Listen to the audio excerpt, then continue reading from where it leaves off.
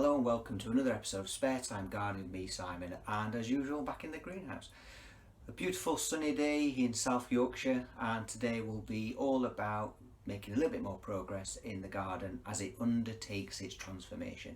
So we'll be digging out the bay tree, I'll be dismantling the compost bin and removing that, and also taking down this fence that you can see behind me. And there's much more that we need to do, so keep watching and as always, enjoy.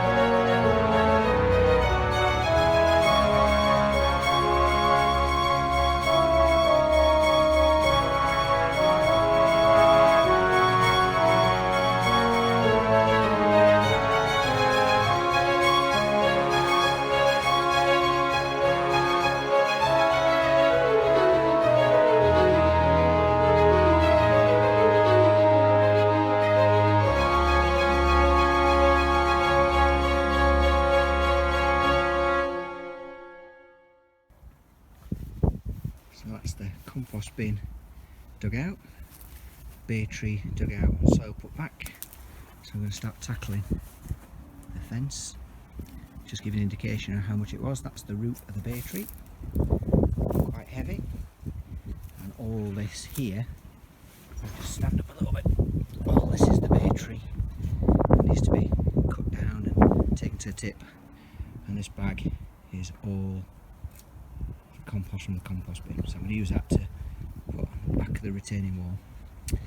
I need to dig this out now. All the alliums that I supposedly dug out last autumn, clearly missed some, so I need to dig all those out as well. And I'm going to start, as I said, taking this fence down now. So that's the fence taken out, the compost bin and bay tree, so fence is all gone. You can see no more fence around there. Just got to get rid of this bay tree now. It needs cutting up so I can take it to the tip. I've taken all the fence out, side of the greenhouse, on the other side here, and I'm just emptying the water butt. Looking bigger.